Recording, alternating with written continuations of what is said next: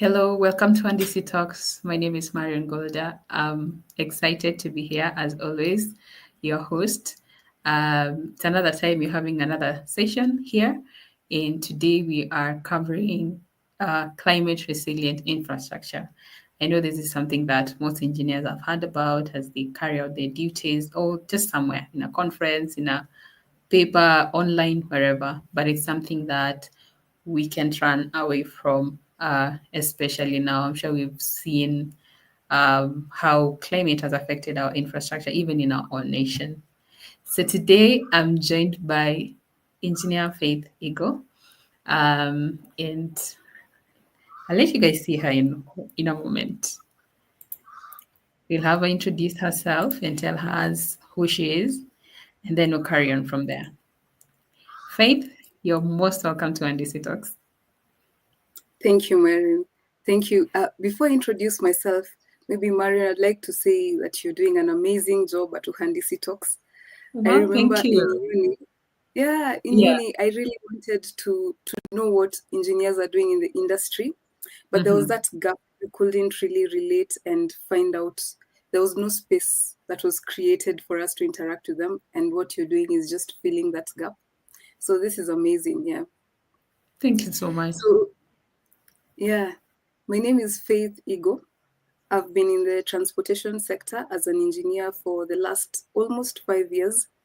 I'm passionate about sustainable engineering that focuses on meeting our current needs and also our future needs. Yeah. So I've been working at Kenha for the last 5 years. Okay. Okay. So, Faith, now that we've talked about in engineering education, in that the transition, I always love that with every speaker that we have a bit of background of how they came to do what they do. Now, you in transport. So, can you give us a bit of backstory, if that's okay with you? How you came to do transportation engineering? Uh, was that what you always wanted to do, or? Mm. Okay. Thank you. That's a good question, Marion. So, thinking back in my life, there was never really a point where, I wasn't one of those girls who was maybe fixing a radio or a bicycle at some point so that your parents can say, you should do engineering. But Yeah. I was good at sciences and math. Mm-hmm. So going into university, engineering was one of the choices I made. I didn't really Yeah. know what to expect, but when I got in, I fell Yeah. in love with it. Yeah, Yeah. because engineering is a lot about problem solving, and I love solving problems. So I Yeah. fell in love with it. In my attachments, my first attachment was in roads. I was Yeah. at the James Gishuru to Rironi Highway project, and I Ah. really liked the experience. Yeah. Then my second attachment was in water. I wanted to Mm-hmm. explore all aspects of engineering so that when I come out, I know what to expect. So my second attachment was in water. I was at Yeah. Mangat. Mm. Yeah, Mangat IB Patel, and we were doing the Eastern Transmission Line for Nairobi. And my first internship after Mm-hmm. graduating was in structures. I Mm-hmm. worked at JL Consult, doing structural design for about 3 months. But then Yeah. looking at all my experiences, my heart was still drawn to transportation. Mm-hmm. So when I got an opportunity to do an internship at Kenha, I jumped at it, and Yeah. that's where I've been since then. Yeah. Okay, fantastic. I love that you went and explored all the three areas and then you made a decision. Yeah. I think sometimes someone will literally just go with the first option that they had. Now that you spoke about it, I remember actually I got that kind of advice, I think, from an engineer. The very first organization I worked to try all the areas before you actually settle on one thing. Yeah. Actually, love the background as well, the background story. So thank you so much. Uh, Faith, I've looked at your LinkedIn, and I have to say it's one of the amazing LinkedIn pages I've gone through. Like, I was so sucked in. I was like, no, I'll come back and look at this later because I can't take everything. There is Thank so you. much. And, I didn't expect such a page from an engineer. I started to see, the engineering things. And I just Yeah. wanted you to bring out the leadership aspect. It seems like you're so passionate about it. To bring it out, like, is it something that uh, when you develop that interest for leadership? Yeah. So being a firstborn, I think there's that aspect that I am drawn to leadership. But then apart from that, there's something John Maxwell says. He says that the level that you reach in life depends a lot on your leadership capabilities. That you might work so hard on something, but if you do not develop your leadership capabilities, you can't really, there's a limit, there's a lead that you reach. But Mm, if you develop your leadership capabilities, whatever you're working on, it's like you're growing it by more than 10 times. Yeah. So when I was in uni, and there's also the aspect that I see leadership as a way of bringing change. So when mhm, I was in uni, um, I joined Society of Engineering Students, SES, at that time. And mm, at that time, I found SES to be, it didn't have a lot of civil engineers at that time. So I thought the only way I can maybe bring some change or bring people from my discipline into the Society of Engineering Students is if I take up a leadership role and mhm, yeah, and add my voice there. So that's what I did. And I became the head of corporate affairs at that time. And it was a really good platform because it opened me up to the industry. At that role, I got to find out what IK was doing and bring them mhm, in mentorship sessions, um, mhm, and a number of other organizations. It really opened me up to the industry. And I thought, you know, having taken this, I need to now further develop my skills. I can't stick to where I am. And that's how I joined Gavel Club. That's like mhm. Toastmasters in university. It's a Yeah. club that focuses on developing your leadership skills, leadership and Mhm, communication. mhm. I really, really grew there. And stepping out into the engineering world, I took a break from Toastmasters just to focus on developing my professional life at that time. But then Yeah. this year, I joined back at current Toastmasters, and it's been an Mhm. amazing, amazing journey. Yeah. Every time you step back into a space where you're investing in yourself and growing your skills, Yeah. yeah, you you really grow. So it's been an amazing journey, and I'm passionate about leadership because I've seen how it impacts every other aspect of your life. Yeah. Yeah. Yeah. And it's also important even in the engineering context because Yeah. I know we're technical people and we want to bury ourselves in the technical stuffs, but it gets to a time where you have to start leading teams, you have to start ensuring things are moving. And I'm really looking forward to maybe one time in the future to have a session uh, on leadership, but I wanted you to touch about it. And speaking of Toastmasters, another thing that people usually say engineers are not very good communicators, Yes. but it's so important for us to know how to communicate. Yeah. Yeah. And not Yeah. just to, I usually just admire lawyers so much because Mm, of how they are able to do it well in both, the official capacities, and they're also able to communicate to the masses so well.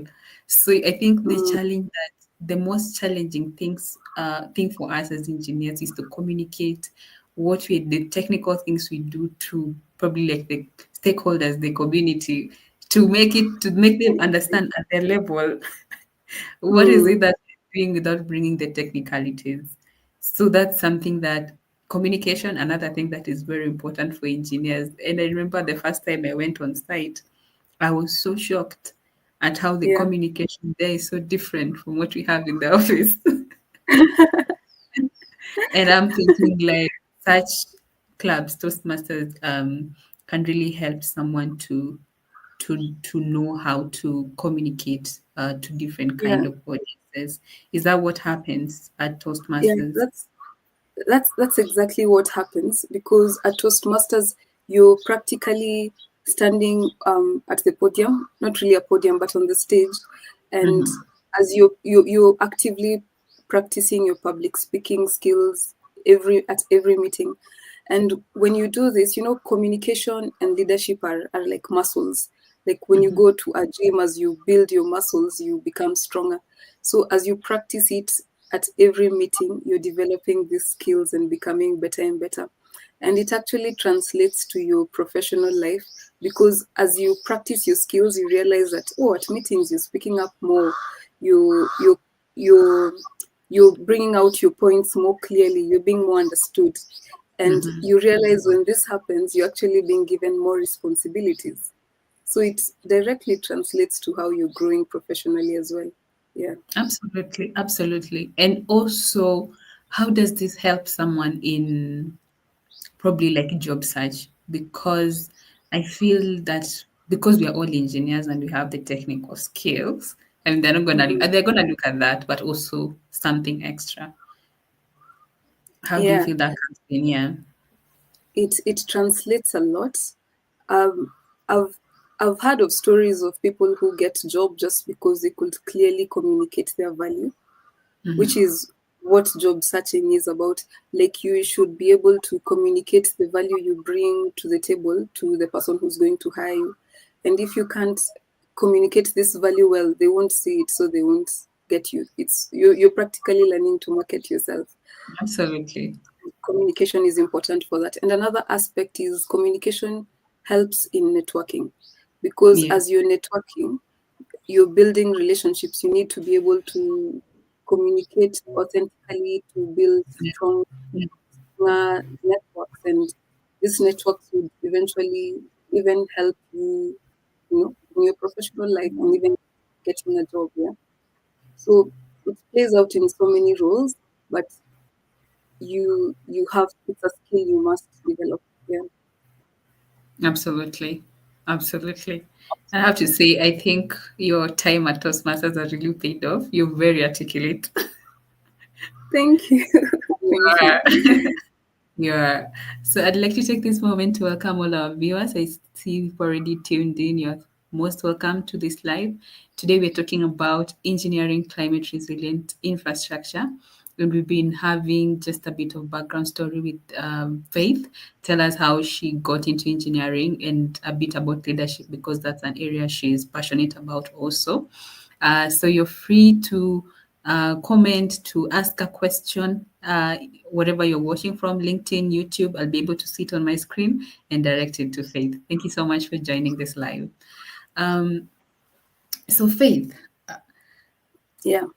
today we're talking about climate resilient infrastructure. I'm sure we've all heard about it. And myself, the thing I thought about is was it 2023 when we were having floods in Nairobi? And then Yeah. after the floods, the roads, I mean, when you're walking around the city, the roads, the people who were affected, their houses were destroyed and all that. And the roads also, you'd see like the pavement has been destroyed. Uh, that's what came to my mind when we came to this topic.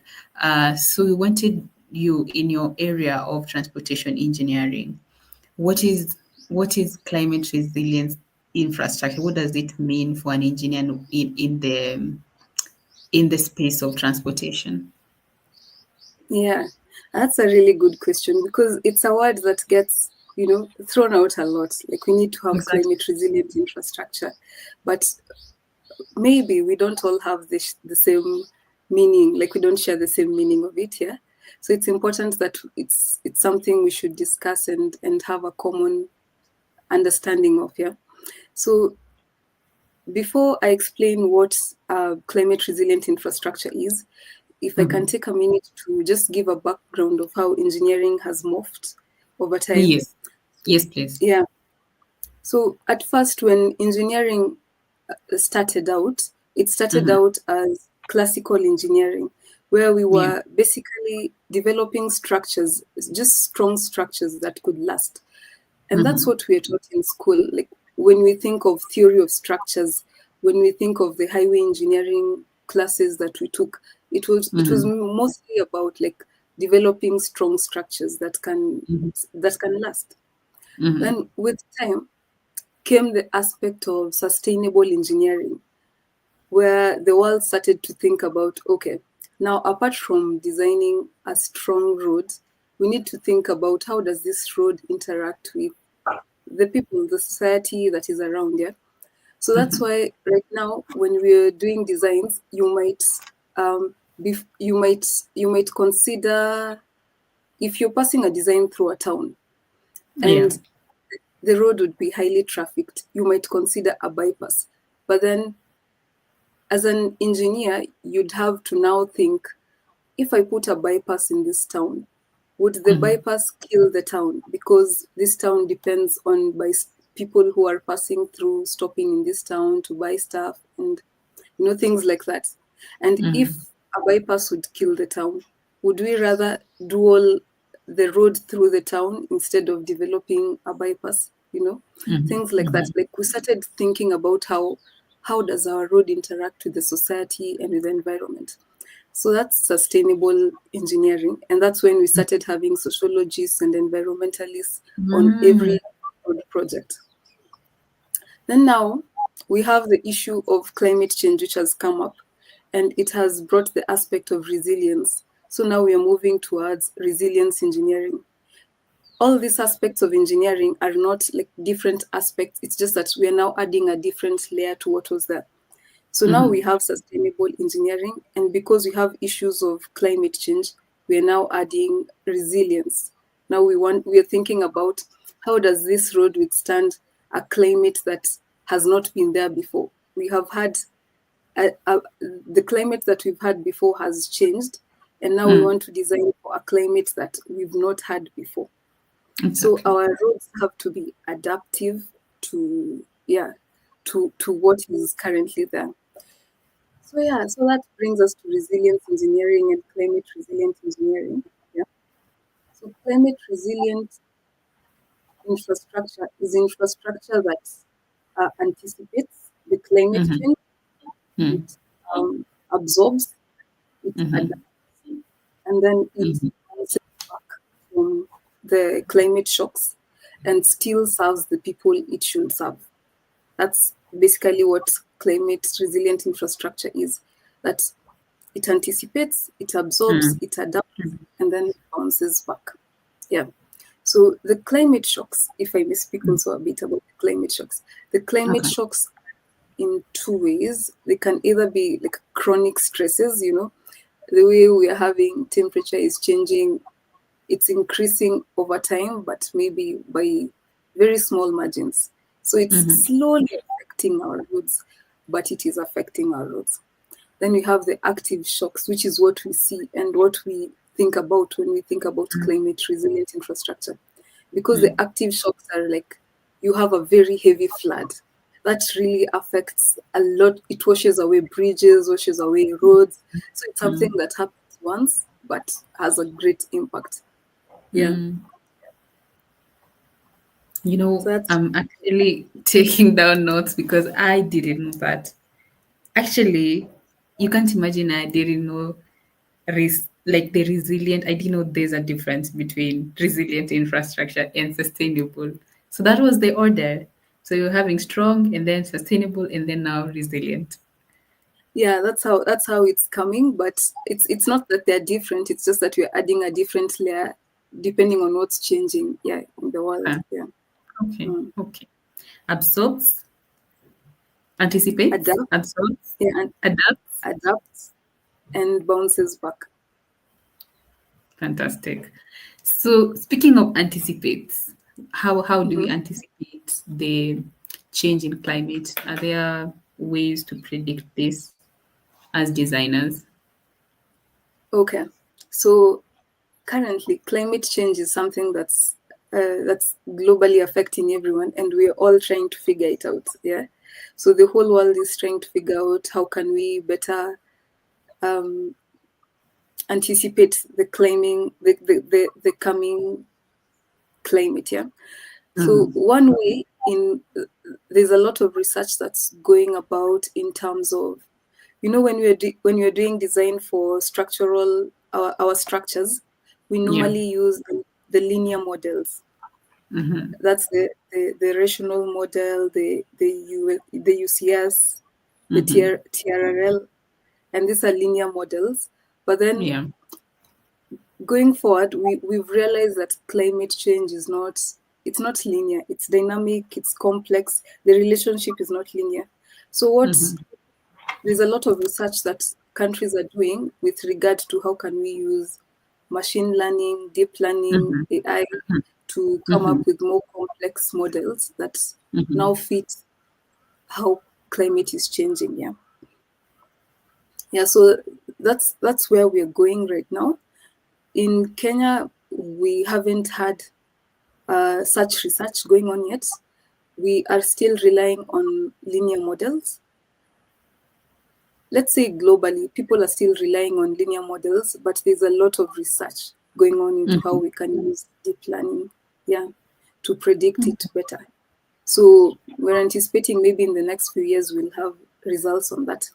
But so um, what what we are currently doing in Kenya to deal with climate change is one.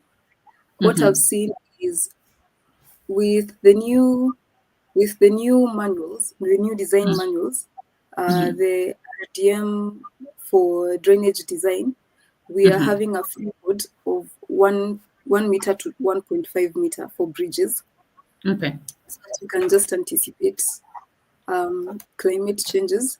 But then in Kenya, we have our own draft structural design policy. And in our Mm-hmm. policy, we're recommending for box culverts a freeboard of about zero 0.5 meters, and for bridges up to 2 meters, just Okay. to have that leeway. Yeah, just to have that leeway for climate change. Another thing that we are doing is right now we are recommending for pipe culverts, instead of Yeah. having 900 millimeter diameter, that we Mm-hmm. use 1200 millimeter diameter. Mm-hmm. Now, what this does is, one, it increases the capacity, so we can anticipate more. Maybe if you're having a higher flood, but then another thing is that it is also easier for maintenance activities when you're cleaning these Yeah. culverts. Yeah, and lastly, another thing I've noticed is that we have some engineers who, in their design, in their modeling, they Mm-hmm. use, with the rainfall data they get, they increase it by about maybe 10 to 25%. It Mm-hmm. varies just to cater for this. But then my disclaimer on this is that this percentage is not really based on research, so it's not evidence Mm-hmm. based. Mm-hmm. So you might end up with a very costly structure which Yeah. is over designed. Yeah, yeah. So that's the issue with that. So we have to first do research, like just Mm-hmm. to have a clearer picture of the climate we're trying to design for, so that when we're adding like a percentage, we know exactly why. And there are countries that have done this. For instance, when you look at Fiji Road Authority, Mm-hmm. it uses the Australia manuals, but Okay. they have their own supplement in which they said that from their own research, they found that um, how climate will be changing, they should be increasing their rainfall intensities by 10%. So in the calculations, they increase by 10%. But Mm-hmm. they also have a disclaimer that if this figure changes, they will change it. Yeah. Because we're all trying to research and find out more about it. Yeah. Mm. Fantastic. Like, I'm Yeah. getting so much. The first question that is coming to my mind is on the pipe culverts, where Yeah. you see that it's good to increase the size from 900 to 1200 just to give that space uh, for climate change, and also even with the policies you're having at Kenha, the free board and all that. And I was Mm-hmm. wondering, specifically for the pipe culvert, so it really doesn't. So after you do your hydrological investigations and you find out the capacity you need for this area is a 900. So you can you can what you're telling us, it's good to recommend a 1200 to give, I mean, with justification of giving space for climate change. And when you do this, is it something that now, because you're telling us about the prediction and all that, is it now after doing the maybe like flood prediction when we are likely to have the next flood, depending on, of course, also the design life of your structure. So is it something that, as per your understanding, it's good for engineers to increase that size, to give that space for climate ris- for climate in case of flooding. Yeah, so for the pipe culverts, it's serving two purposes. It's serving the flooding and also the cleaning, the maintenance. It's Yeah. easier to clean, yeah, when it's 1.2 meter, like when it's Mhm. bigger. So because of those two purposes, yeah, we usually recommend moving from the 900 millimeter to the 1200 millimeter. Yeah, Mhm. yeah. And also, Because okay, proceed, and then I'll ask. when the culverts get clogged, it also affects, the capacity. That's why it's really important to have one that is easier to clean. Yeah. Okay. Okay. So now, okay, I'm so, I'm a structural engineer. So Yes. actually, I'm so impressed to know that now that I'm currently designing culverts. But I was Mhm. asking, I know you work for a client, but also you are kind of like the government's client or something. Government is your client, something like that. So Mhm. do you think there would be, this is something that if you justify in that sense, is climate change something that people have been able to appreciate, so that if you justify probably sizing your culverts based on trying to make the structures resilient, is this something Mhm. that clients are willing to pay the cost for, or they'd rather, let's do the 900 and make it cheaper? Okay, so basically, when we go for our design meetings, we usually ask, and if we have a consultant on board, we usually ask consultants if they have made provision for climate change, because we would rather have a structure that has a provision for that instead of a structure that is washed away. It would be more expensive, yeah, in the long run. So yeah, it's something that we are actively asking for at the moment. Yeah. Okay. Okay.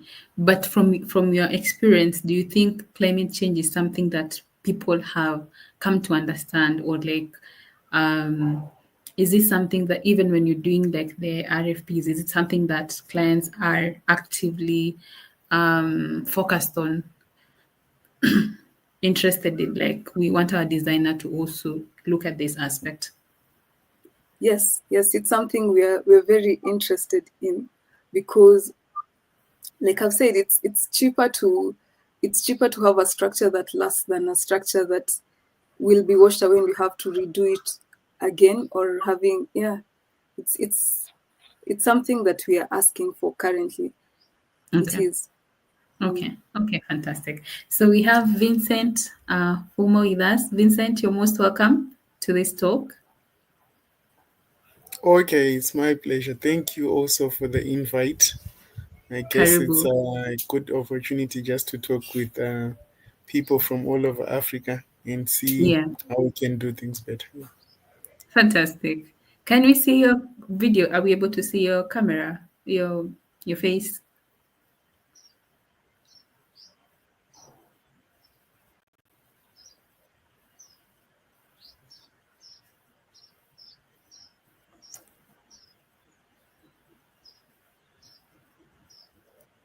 Fantastic. Okay, so I had not. I saw your email a bit late, so mm. Yeah, I also All had right. to check the time difference. Yes, yes, I hadn't So checked the time. yeah, okay, okay. I think you're seated against the light. Are you able to sit so that you Mm, are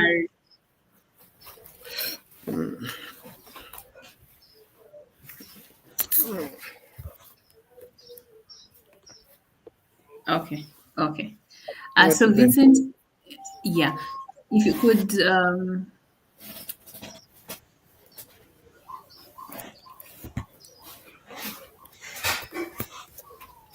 okay. So you're most welcome to this live. We are 30 minutes in, and we've been having a conversation with uh, Faith Ego. She's an engineer, transportation engineer working for Kenya National Highways Authority. She's taken us through her backstory. She's taken us through a bit about leadership, something she's very passionate about. And also, we started delving into how we can be able to achieve climate resilience when it comes to transport infrastructure. So, Vincent, I know you deal mostly with water, but I'll allow you to introduce yourself in a bit. I just want us to finish our thought with Engineer Faith on the transport, and then we'll have you introduce yourself and take us through how we are able to achieve climate resilience when it comes to water infrastructure. Okay, thank you. That's fine. Okay, fantastic. Okay. Um, Something else that I wanted to ask you, Faith, on what you were saying is the you talked about Fiji and that they're using Australian standards, but they develop their own. They have their own research to guide their designs. And I think that's also something that as engineers we need to look at, because even as Kenyan engineers we use the UK standards and and research also. I literally get so happy when I meet an engineer doing research. I met one in the as a conference. I was so excited that they're Yeah. doing research and they worked for NCA and no, and is it NCA, National Construction Authority? Yeah. And that is the last place I imagined I'll find a researcher in engineering. For real, for real. I only imagined like a university. So I want you to talk to us about where we are when it comes to research, and is that something that what place does it have, even in bringing up things like climate change and developing our own standards, and what's the cost of us relying on the international standards solely without looking at what works probably in a given context where you have your project location. That's a really good question, Marian. Yeah, so I think in terms of research, we still have a long way to go. And I think what would work, especially now that climate change is it's a dynamic thing, it's a new thing, and all over the world, everyone is doing research in their own country, trying to find out what would work best for them. I think for us in Kenya right now, what we should do is we should have a lot of collaboration between academia and the industry. We should have maybe manufacturers of products, Mhm, that is road construction products and stuff. I think they should take a lead in funding research with mhm, regard to construction materials. We should have government agencies funding research because government agencies know the areas that they have a challenge in. For yeah. instance, when a road is being washed away, probably you know the challenges that you're having, and you know the areas you'd like research to be undertaken so that you have better solutions. Yeah. So we should have a lot of research and collaboration between universities, that's academia, and the Mhm, industry.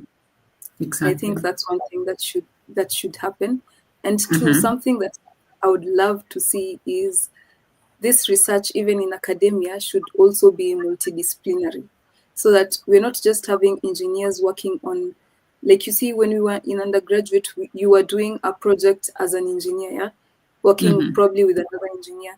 But it would be nice to see maybe an engineer working with a climatologist, working with a machine learning expert, working mhm, with a better scientists, because that's how you can resolve these issues, because these issues are cross-cutting, and engineering knowledge on its own is not adequate. So it would be good to have multidisciplinary research as well.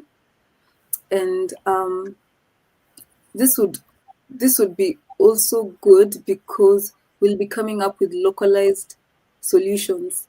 And if we don't undertake this research, what will happen is that we will end up importing the solutions for other countries which do not necessarily work with our climate and our current situation. And that should not work well for us. So it's just better if we do our own research, and it's a good time because everyone is doing research in all the countries.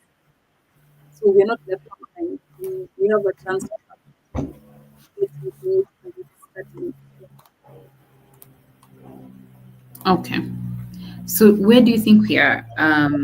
Where do you think we are at? And for the places where we still don't have research, like what have, like, there's a time you mentioned that as Kenya you have policies maybe like doing the 0.5 meters for box culverts and 2 meters freeboard for the bridges. So is this informed by research or by experience, I engineering think judgment?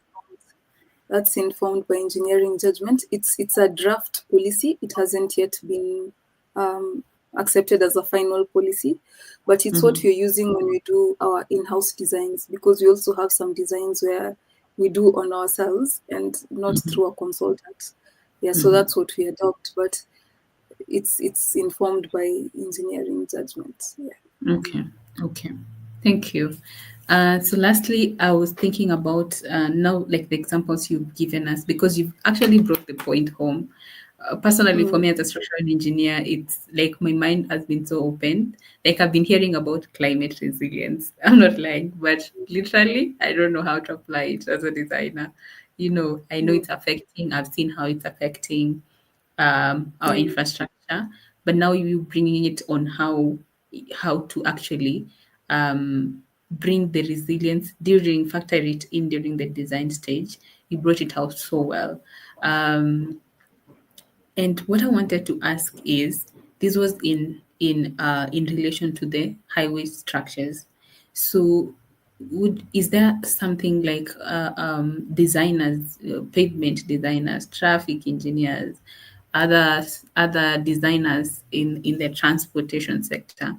Is there Mm. something maybe you have discovered related to climate change, something that they can actually think about factoring in during design stage? Maybe you can share that as well. Yeah, that's a good question. So I mentioned that climate shocks are in two aspects. So we have the acute, the active shocks, and we have the chronic stresses. So for one of the chronic stresses is the increase in temperature. It happens just um, in small changes, but over a very long time. Yeah, and this affects the rate at which our pavements are deteriorating and stuff like that. So at the coast region where we are having the saline conditions, the saline conditions really affect our structures, especially the reinforcement. So we have some bridges that we've built over there, and I'll take an example of Mteza and Mwache, which what happened is we added like a zinc rich corrosion inhibitor to protect the reinforcement and also to protect the concrete, because with climate change we know that corrosion has always been affecting the reinforcement, especially in the coast. But with climate change, because we're having an increase in temperature and a rise in sea level, the rate is now faster than before. So even your maintenance cycles are now affected. Now you have to undertake maintenance at a within shorter periods than before. So by Okay. adding this zinc-rich corrosion layer, it acts as a sacrificial layer, so that the corrosion first affects the zinc before it gets to the concrete, and then eats up the concrete before it gets to the reinforcement. So it increases the time between which you need to, to maintain the structure as well. This wasn't happening before because I think concrete had always been assumed to protect the reinforcement, which it does, but then now it's being eaten up at a faster rate. Yeah. So with this zinc-rich corrosion, it increases the protection, and therefore it's something we've adopted, and it's something we're also planning to adopt on other structures along the coast. Ways we can improve in terms of materials, though this has been adopted in Kenya, I'd love to see it adopted, is that uh, our asphalt, according to research by PIARC, which is now the World Roads Association, you can reinforce your asphalt using either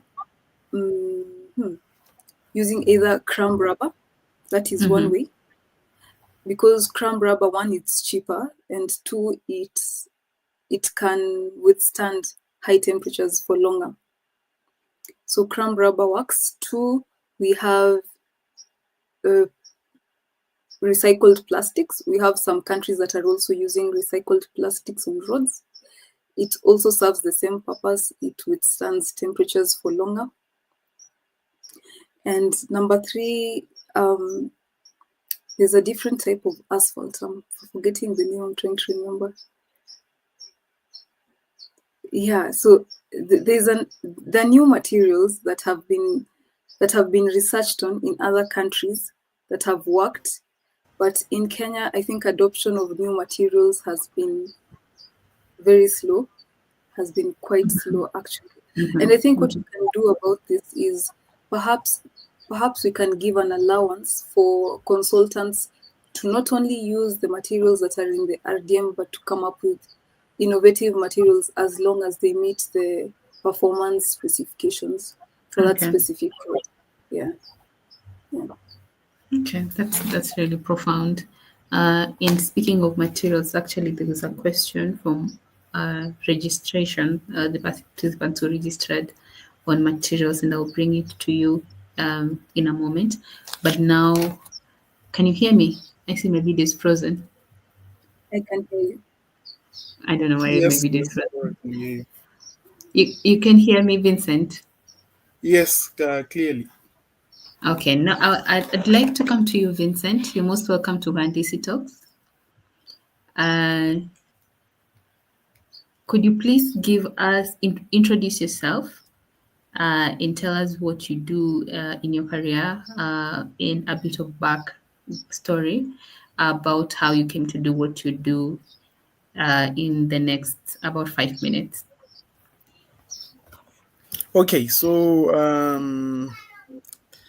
my name is Vincent Fumo, and I basically did civil engineering at the University of Zimbabwe. That was about 2014 to 2018. And from there on, I think I've worked for different companies. And much earlier on, I was working with companies that were specializing in water. I think the very first job that I got had something to do with climate resilience. So maybe that's how we got to, have that chat over maybe LinkedIn, because I worked for a company that was doing a climate resilience project in Zimbabwe. Yes. And so basically, I'm just a civil engineer, and I've been doing multiple projects for the past 7 years, I guess. Yeah. Okay, so you've been in the industry for 7 years. Yes. Now Did counting you? almost 8, yeah. And you've always worked in water. No, no, no. So, like, currently, I'm mostly working for contractors. So, if you get something to do with building works, we also do it. Yeah. The last project that I was working on was a mixed use development. It was a Okay. shopping mall. So Okay. it did have something to do with water. That was water supply, and also Okay. the drainage, stormwater drainage systems. But in Okay. addition to that, we also did the building works, etc. Okay. Yes. Um, I'd like to thank everyone for being here and also Vincent and Faith. Uh, Kindly give me like 5 minutes. I'm having technical uh, challenges because my laptop is frozen. You're able to hear me somehow, but it's frozen. I can't do anything. So in 5 minutes, we will continue. Okay.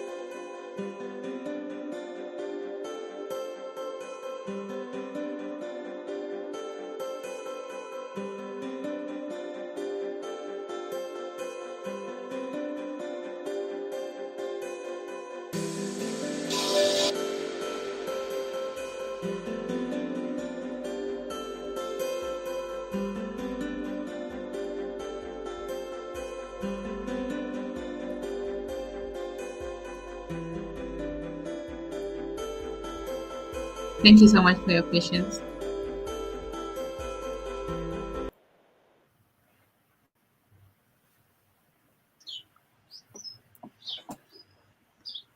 Okay, Vincent, you're telling us about where you're working. And what I wanted to ask you was because I was trying to understand, you were talking about the project you did for someone on climate resilience, and you were supposed to bring us to how we can be able to bring in or achieve climate resilience when it comes to water infrastructure. So could you walk us through that, please? Okay. So I prepared a mini slide. I don't know if I can be able to share that, or you can share it from your side. Yes, please. I can share it from my side. Yeah, I think if you could share it, that would really help us. Have you shared it with me? Yes, I sent it probably. Okay, I've also tried to upload it here. I see. I don't know. I've uploaded something. I Please don't know send if it to there's. my email, Should I send it to your email? please, Okay. or LinkedIn. Yeah, share slides. Then this one. But I sent it on the platform. So if you go on the platform where it says there's that little screen item with a plus there. I think you can see. Um, Ah, yes, yes. no, no, no, no. It isn't this one. This is no, it isn't this one. I haven't seen it actually. You You haven't said seen where? it. Where there is the screen end? It has a little plus, a little screen with a plus there. Oh, but I also think you're able to share your screen. Have you tried that? Well, let me try. Just try.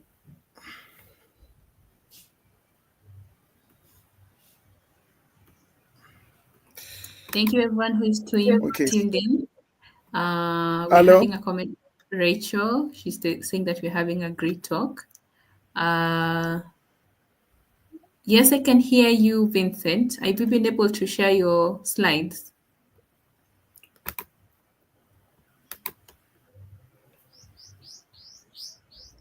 Uh, do Ah, you it's see you. any? I'm so sorry. Yes, this is you. Yeah.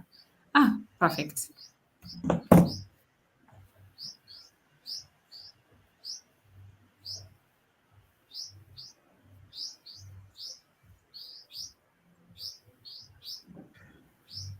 So my name is Vincent Fumo once again, and like I was saying, I studied civil and water engineering from Mm-hmm. the University of Zimbabwe, and I've one of my first jobs was I was part of a team that was doing a climate resilient infrastructure Mm-hmm. project in Zimbabwe. And then I think later on, I managed to also do like an advanced or a postgraduate program that had to do with sustainable water and land management. So from that, and also some of the projects that I have been doing, I've managed to sort of appreciate the importance of why we should be doing um, infrastructure, developing infrastructure that is climate resilient. Okay. Yes. So I'll go to the next slide. Do you see the next slide? Yeah. Okay. So let me just continue from this side. So I'm able to see your introduction. Okay, okay.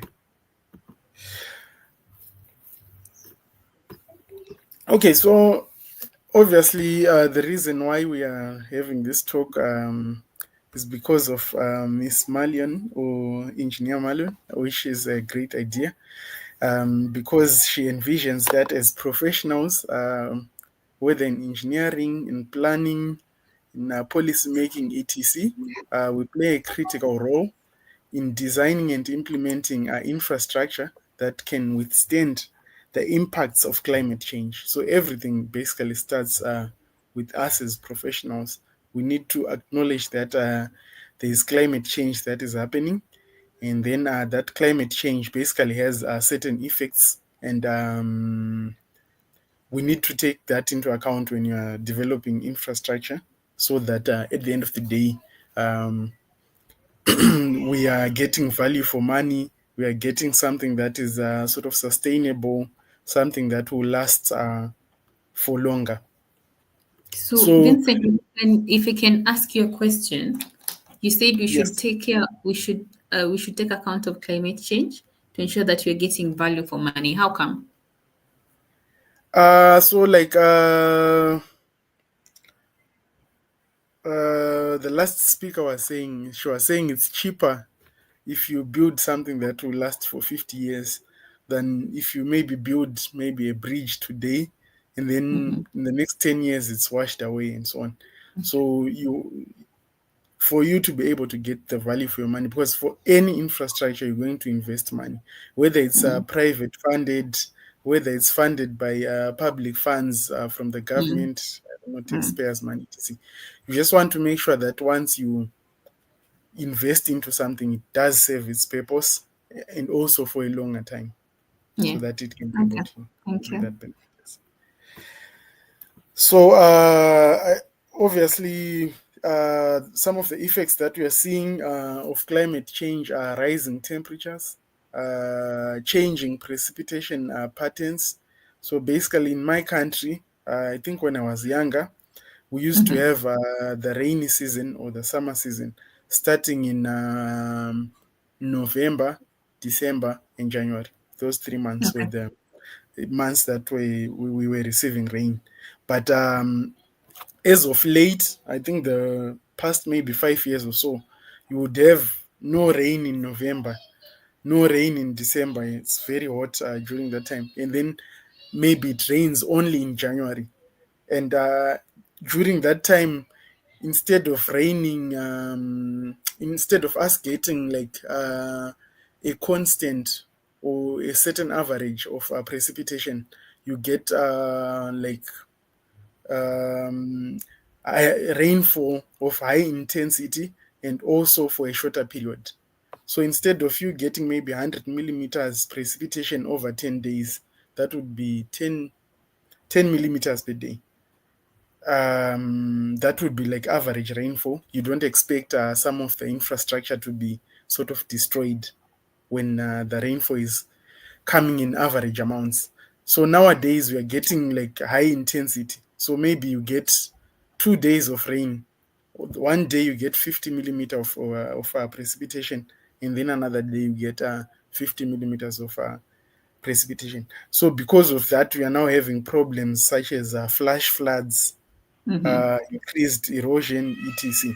So that's one of the effects that we are seeing in climate change through changing precipitation patterns. Then we Okay. also have increased frequency of extreme weather events. So I guess in terms of rain, that would be one of, to be sort of related to what I just said, to say that you are receiving extreme amounts in a short space.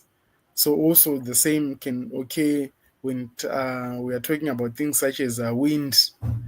Although in my country it's not too much, but I believe in the coastal towns, the coastal countries, because countries like Mozambique, our neighboring country for Zimbabwe, it's closer to the sea. They've been affected by hurricanes, tornadoes, etc. Mm-hmm. In terms of wind, and then also um, high rainfall in a short space of time, causing um, flash floods. So flash floods also occur in Zimbabwe, and also high temperature. So now, I think the last speaker also talked about this, to say why are we now talking about climate change, and yet in the past maybe it was not. It was something which the experts knew about, but I think the level of attention to climate change has certainly increased in the past few years. So why now are we talking about climate change too much? Okay, so it's because now the sort of the magnitude at which things are happening is beginning to have effects that we can really notice these days. So now um, we now want to sort of take into account all those things. So rising temperatures and changing precipitations increase the frequency and severity of extreme weather events. So these days we are having flash floods, etc., loss of property, loss of lives, etc. It's now much more common. So basically, it has sort of grabbed the attention of most people who are concerned with this. Okay. So we also have the issue of population growth. So obviously, maybe 100 years ago, the world's population was not was not as big as it is now. So we have growing populations. I think now we have recently passed 7 billion the world over, and we are expecting to see continued growth of populations, especially in Africa, because we still have sort of high birth rates, etc. And we also have urbanization. So in urbanization, people are now moving away from rural areas, from outskirts, and coming to centralized sort of urban areas and towns to find jobs, to for better economic prospects, etc. And that alone um, sort of that alone, if you have too many people in one place, that's when you have maybe problems in terms of if there is a flash flood, you're likely to lose more lives because you have a higher number of people concentrated in a smaller space. You also have issues such as increased temperatures over that area. I know there's a phenomenon called heat island effect. So as urban areas are growing, just to accommodate all those people who are coming to stay there, we are building a lot of roads, buildings, etc. And those surfaces are a bit different from sort of the natural landscape where you would have grasses, trees, um, and whatnot. When you have concrete, it sort of absorbs heat too much and retains that heat too much, more than in a space where you would have only trees. So that heat island effect sometimes causes increased temperatures over that urban area. It also causes a certain type of rainfall because of that heat effect. Because when it gets very hot, then definitely the air currents in that area, they change We've lost you, Vincent. Can you hear me? it can cause rainfall to okay. In, Vincent, hello. we had lost you for a while there. You were talking about the air current and the concrete absorbing a lot of heat. Yes. So I was saying in the towns, basically, because of the heat island effect, it also affects how air currents move. And that's I'm sorry, what's heat island effect? it's we are saying if you have two areas, they have the sort of same area in size. One area is covered with trees, grass, etc. Mhm. The temperature over that area is going to be less than the temperature over a similar area or size which has sort of a lot of concrete and buildings. So if you take, for example, if you take 1 square kilometer in maybe a natural area where you have trees, the average temperature for that area is lesser than the average temperature of 1 square kilometer in an urban area. Because in an urban area, you have buildings that are made of concrete, you have a lot of metal for the high rise buildings, etc., and roads. So they tend to absorb heat and make that area have a higher temperature. And once that area has a higher temperature, it now means the air pressure around that area will change because of that heat. And because of that heat, you can also have flash floods occurring in that area. Okay.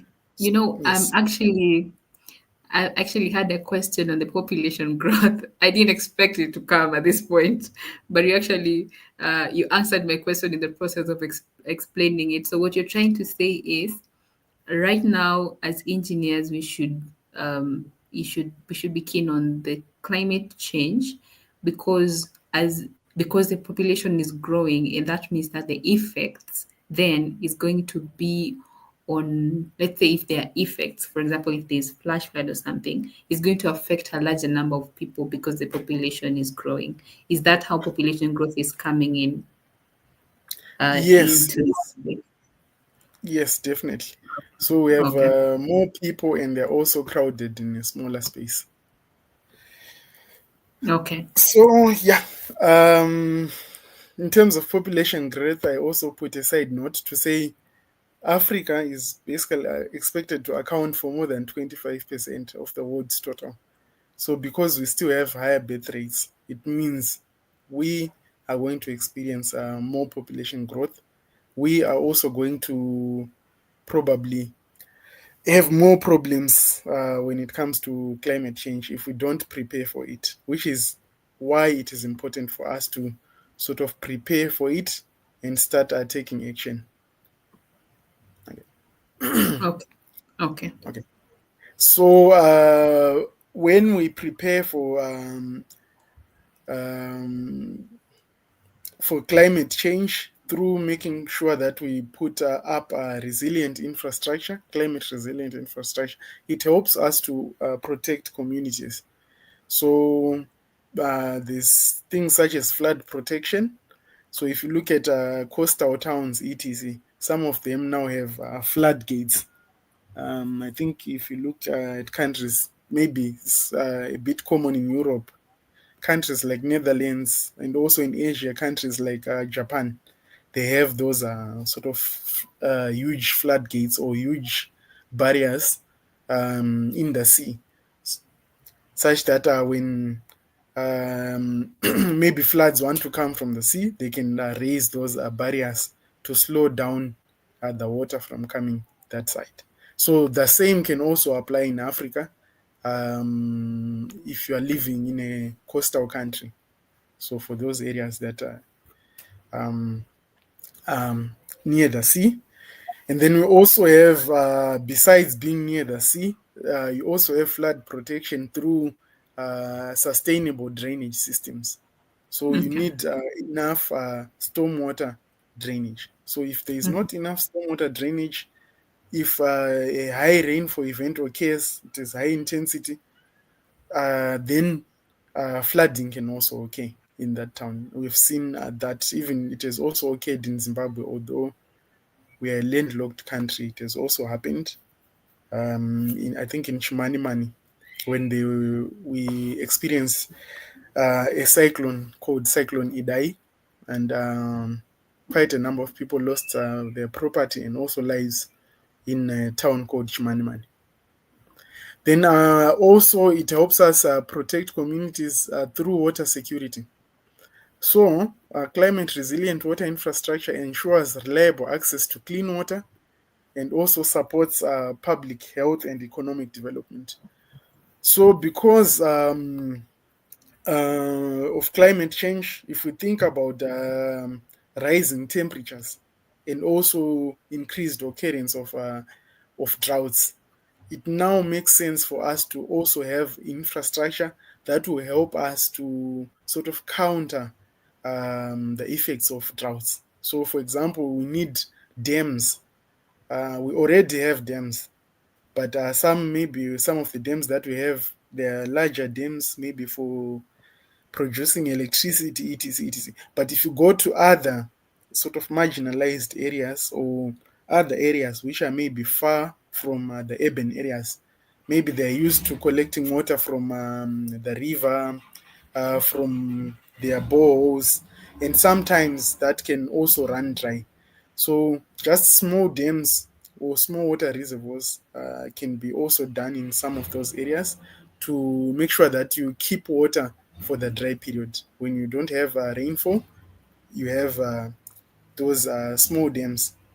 Or it can also be not just a dam, but like reservoirs, like your big tanks. So we can also think about that.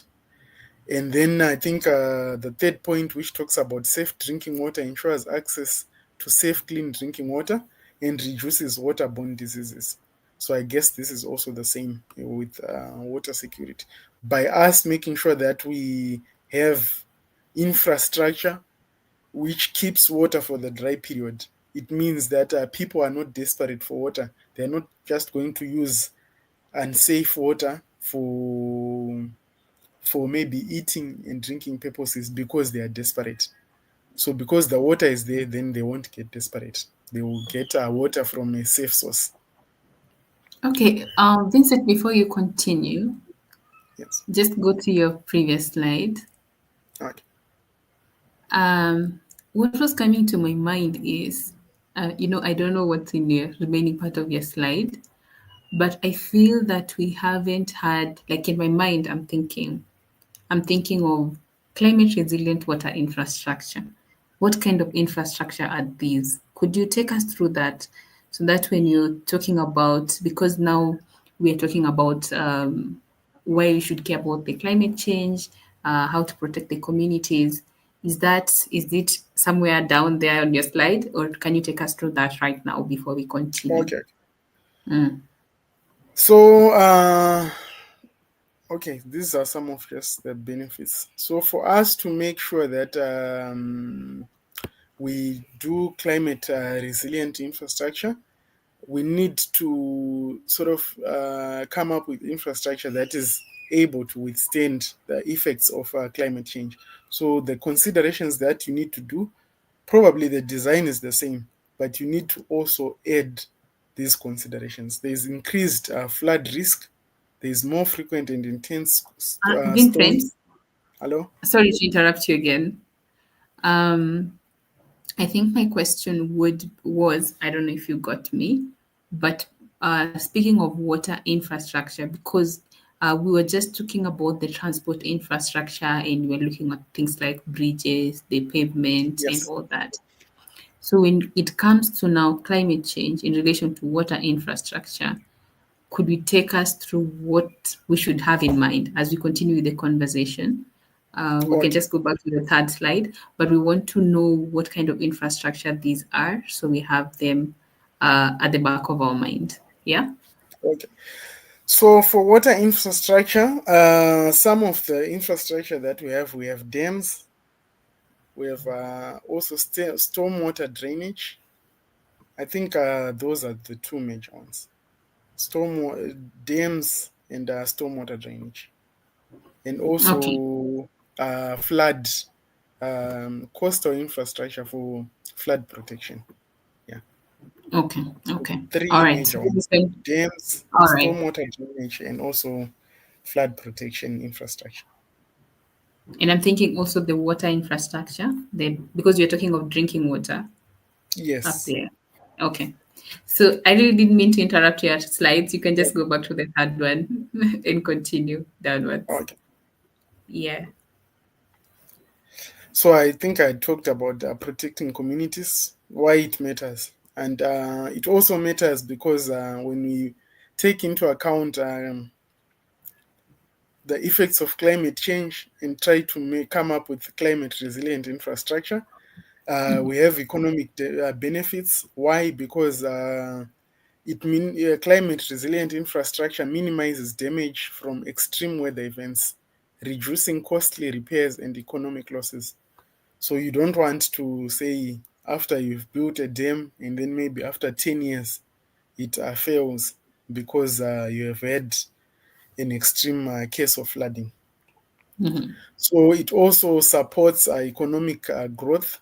So reliable water infrastructure attracts businesses, industries, and investments. So like I was saying, in other areas, you don't have sort of that economic growth because maybe there's a lot of drought in that area.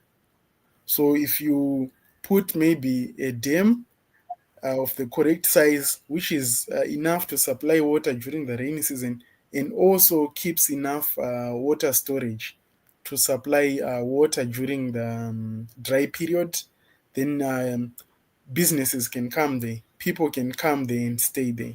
So this is also another economic benefit if you plan your infrastructure well. Then Okay. also we have environmental benefits. So we have water conservation. So you have efficient water management, which reduces waste and also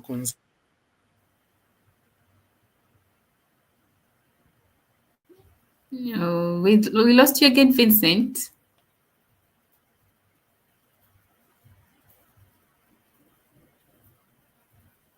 if you don't have climate. Sorry, Vincent, Um, we had lost you again. Please start from water conservation.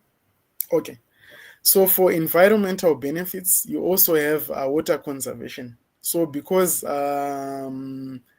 I was saying, these days you have, instead of having maybe 50 days of receiving rainfall, you might receive all that rainfall in 3 days or 4 days. So it means once it comes, it can also just go away and flow away. So because if you now know that we are not going to receive rainfall every day because of the climate change, you can now put water conservation infrastructure to sort of counter that effect of climate change. So basically, that reduces wastage because you don't want all your water to run off and just go away. And then you also have ecosystem protection. Can I ask a So, question? hello. Yes, Vincent, on the water conservation, do you mean like the stormwater runoff, you can channel it somewhere, use it for irrigation? Is that what you mean? So that you Yes, don't have it freeze. that's one possibility. That's one Uh-huh. possibility, which is also good. Yeah. What else are Then you thinking about? even the water from the rivers, Mm-hmm. you can also just put a dam. Although you know, like I was saying, maybe just a natural river.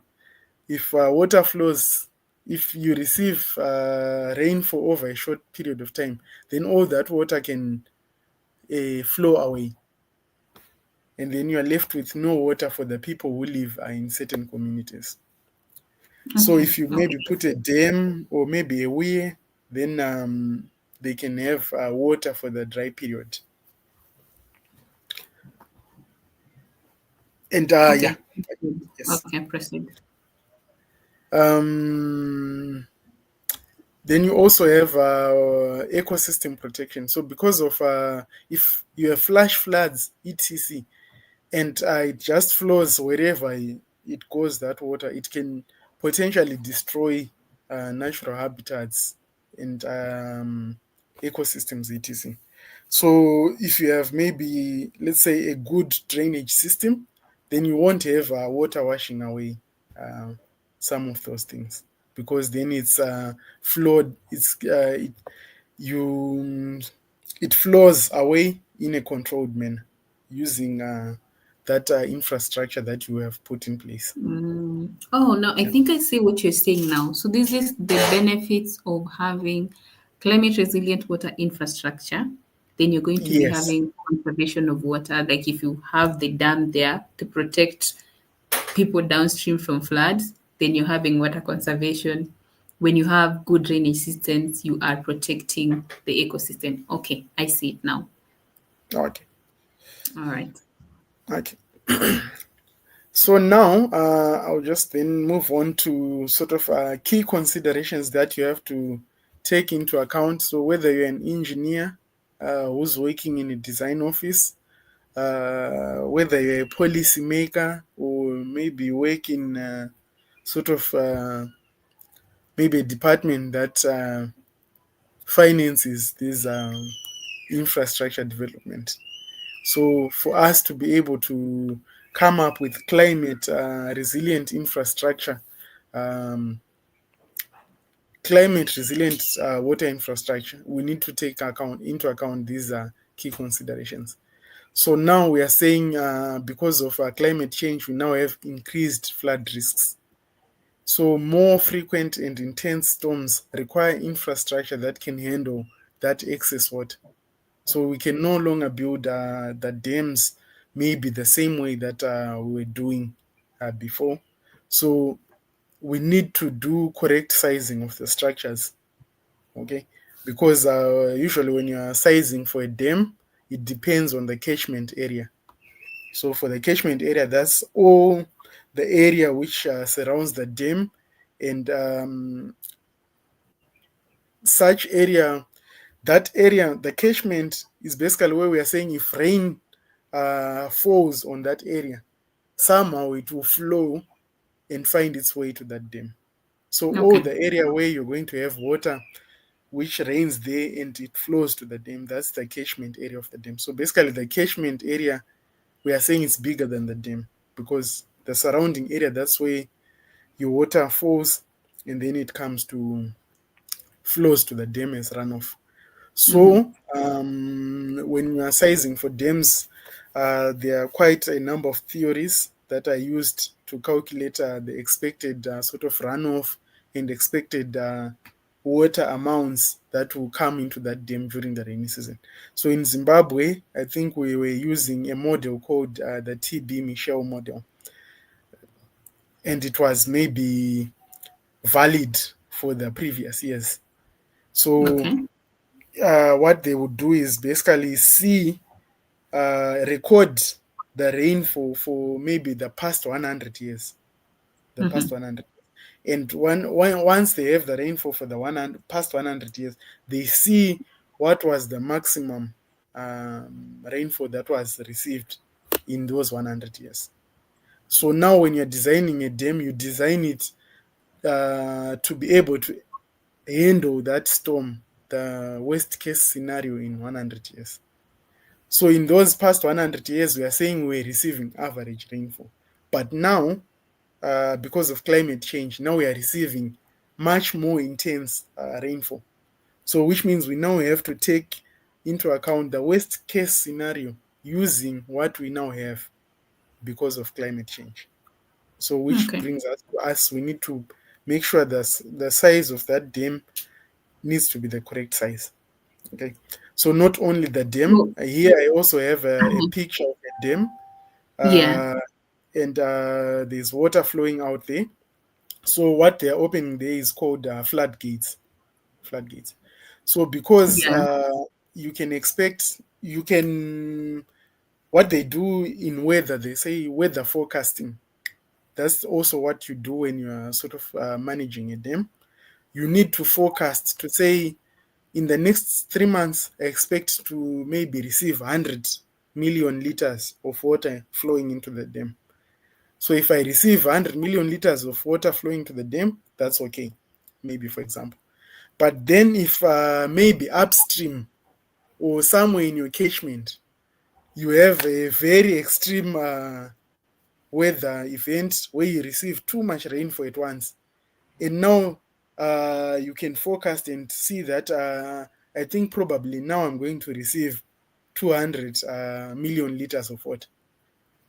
Then you can now say this water will be too much for the dam, so I need to start emptying some water in that dam before the water which is coming from upstream comes here. Otherwise, it will damage the dam.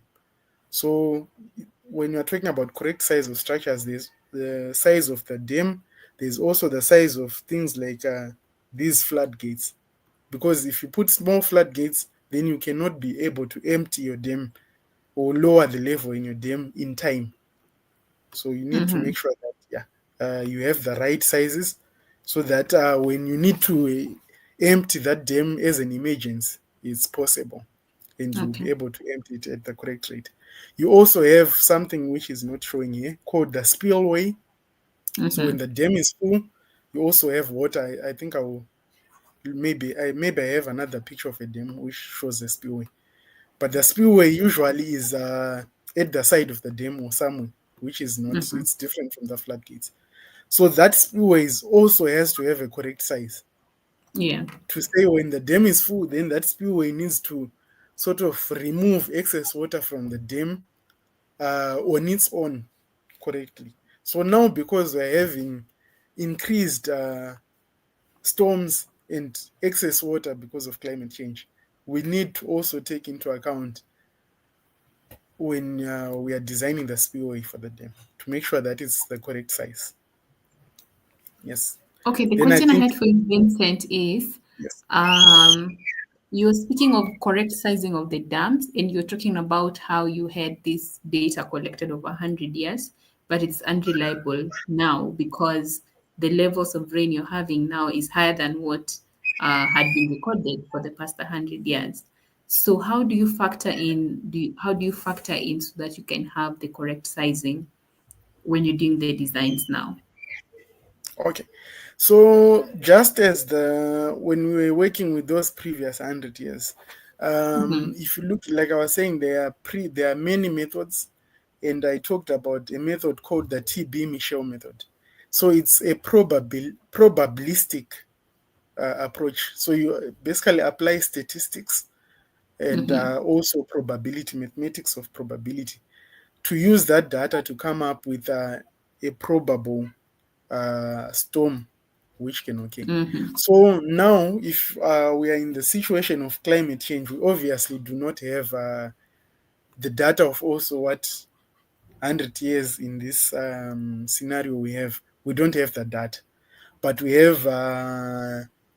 We can also maybe talk to weather experts who do forecasting, etc., to also apply probabilistic mathematics, and also, yeah, to also apply Okay. probabilities. Yes.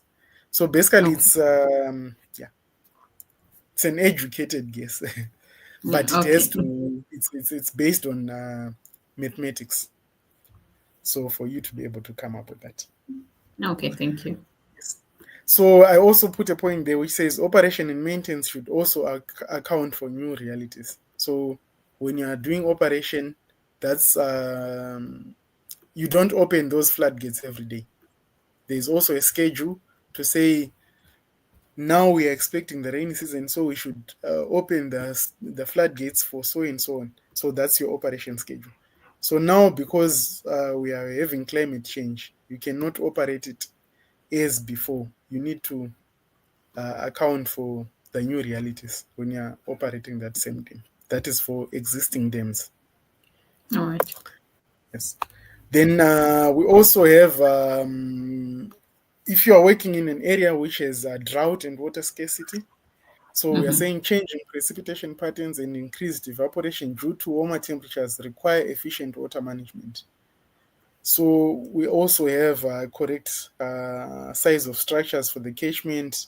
Operation and maintenance should account for new realities. So when I was talking about this, I was thinking about a dam. So here on this picture, it's also a lake or a dam here. And as you can see, the water is now very low. It was Mm-hmm. probably up here when it's full, but now it's closer to the.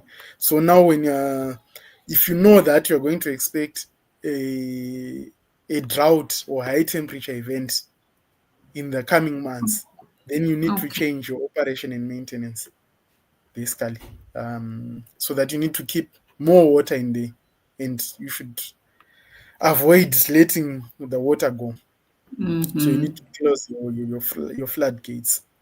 Then also you have here I said you need because you now have increased evaporation due to warmer temperatures. So if it's a dam, it's always Mm-hmm. exposed to the sun, and water is always evaporating away.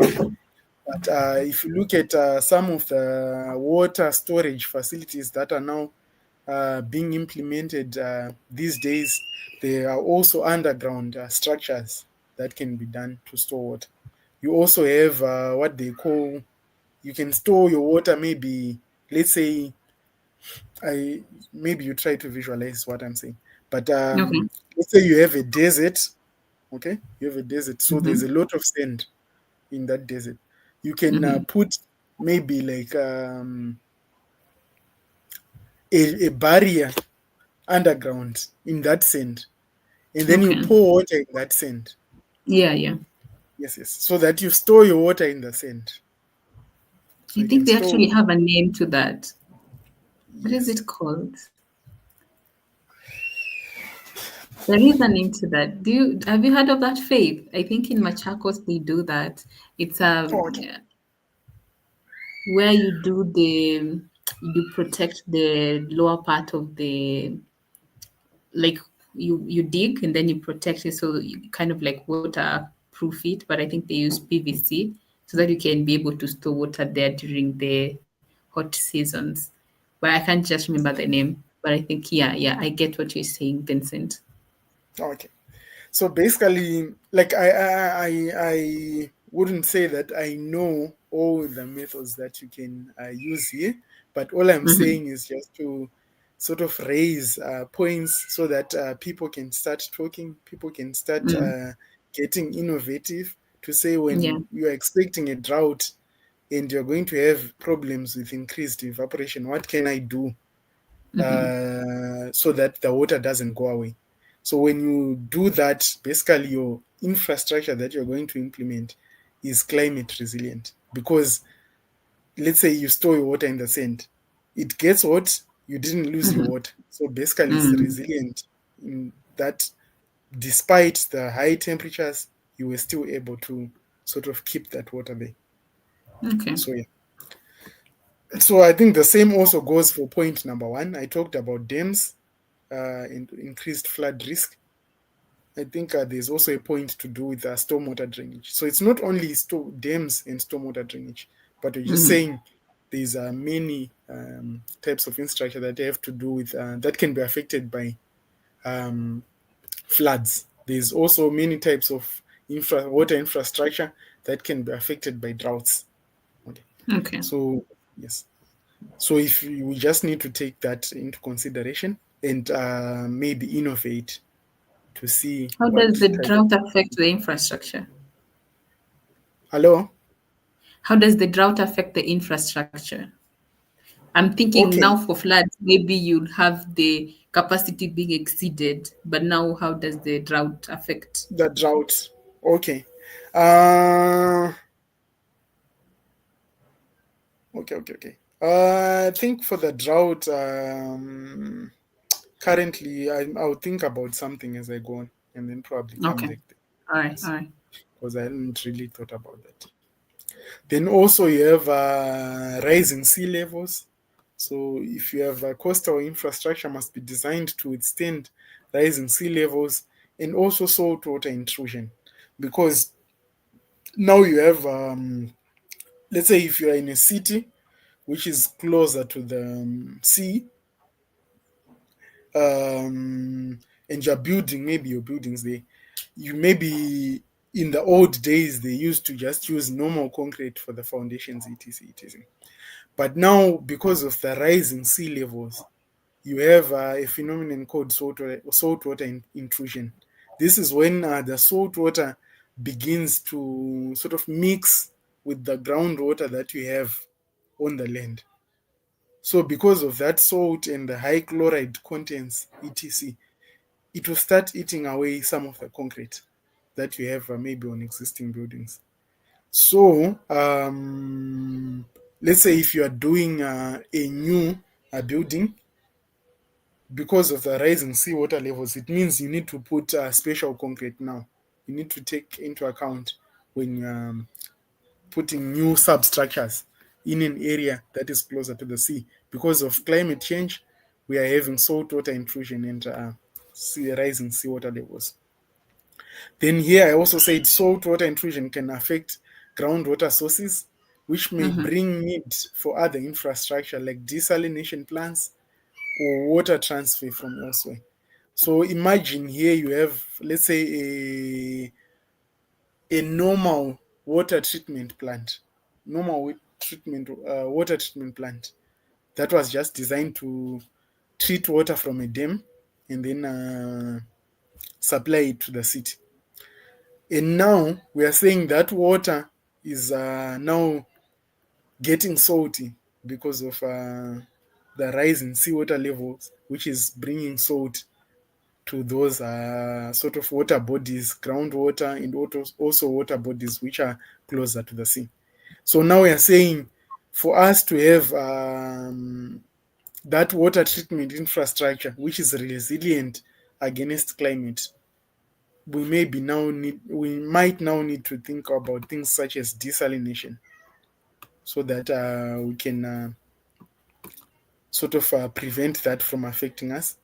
We can also think about things like water transfer from elsewhere. So maybe a new pipeline to get water much further away from where you have salt problems. Yeah. Then you also have, like what I said, the coastal infrastructure must be designed to withstand rising sea levels. I think I talked about things such as floodgates. So as you can Mm-hmm. see here, maybe much of these houses are now, to some extent, the water is now flooding that area, although the houses are not yet submerged. So somehow, some of those houses are submerged because you can't see the roads in that area. So in maybe in this region, this one maybe you can't stop it 100%. But we are saying if the water was coming from the sea, maybe as powerful waves or what they call tsunamis, etc., there's a chance that those waterways could destroy these homes. So somewhere along in this sea, if you put your flood barriers or your floodgates, make sure that when the floods come in, they first hit those are massive flood barriers, and then it sort of slows down or lowers down the energy of that water, such that by the time it goes on to flood here, it floods the area in a calm manner that Mm. won't sort of destroy those houses. Okay. So those are some of the infrastructure that we can implement there. Yes. So in general, I would say three things that you need to consider when you're trying to come up with um, climate resilient infrastructure is what we call, in simple terms, future proofing.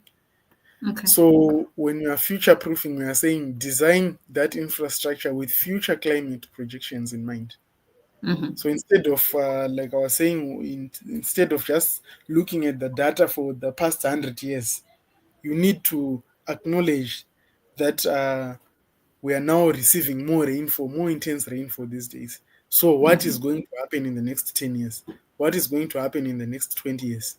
And Mm-hmm. then you think about that using probability. It has to obviously to be scientific. Yeah.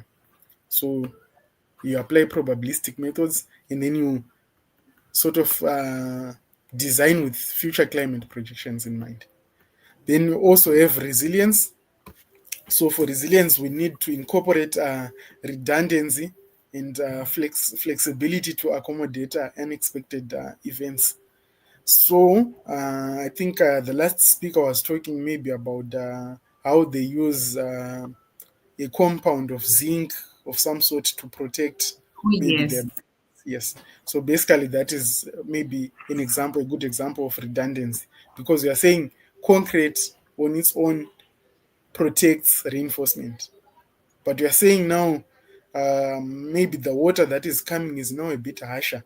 So we need another layer of protection so that if we put that zinc fails first before the concrete fails, and so on. So that redundancy is also good to accommodate unexpected events. Then we also have what we call adaptability. You need to think about adaptability. So you need to design infrastructure that can be modified or Mm-hmm. upgraded easily in future. Why? Because if you look at the first point, we are saying designing infrastructure with future climate projections in mind, and we are using probabilities. It's mathematical, and usually it gives you good results. But we are saying there's still a chance that you might get it wrong. Maybe you might underestimate how climate change will change in the future. So you need to put an element of adaptability to say, after we've designed, what if it's not enough? Then what can we Mm-hmm. do to modify or upgrade this so that we don't lose it completely? We can still use that. Yes. That's a really great point. Like, what could you just expound it? Maybe with you can maybe pick any of the structure that comes to your mind or Okay. whatever infrastructure, and how you can be able to upgrade or modify. Okay. So I think maybe you, you have seen. Okay, I'll give like maybe an example of this term. So these small little areas here, that's where you have the floodgates. Okay. Mm-hmm. So putting in a floodgate is sort of expensive. It's expensive because it obviously has to have mechanical aspects to be able to open it. It needs to be very strong because that water has a lot of force. So it's expensive. So you just don't want to put maybe 10 floodgates because then it becomes too expensive. You need to put Mm-hmm. the right amount. So, for example, I can put maybe 4 floodgates here. Okay. And then for the other areas, I can put maybe 3 areas where I don't put actual floodgates, but it's just a provision to say if in future I see that these floodgates are not enough to empty my Mm. dam in an emergency situation, I can always come here and upgrade the mechanical installations on this area, for example. So you don't want to Okay. do it at the first because at the beginning because you want an economic design. You don't want to put too much, to over design. So you put maybe 4. and then you leave a provision to say in future, if I might need it, then I can upgrade there. All right. Yes. So for the, I guess, for the conclusion, I would say we have a critical role to design and build climate resilient water infrastructure that benefits communities and supports a sustainable future. We need to take heed of future climate projections, incorporate resilience, adaptability, and also leverage newer technologies to achieve climate resilient infrastructure from planning up to implementation. So here, there's also a point which is talking about leverage of newer technologies. I think the Mhm. last speaker was also mentioning something to do with this, which was saying maybe we need to have engineers talking to people who are into maybe machine learning, maybe people who are into artificial intelligence, so Yes. that your solutions also take advantage of the technology that is current. And then also here I mentioned that for us to be able to achieve climate resilient infrastructure, it needs to start from planning and then also up to implementation. So because it's starting from planning, that's where you have your engineers or your Mm. design engineers basically. You also have your policy makers. You also have people who are working in financial institutions who are going to fund these things.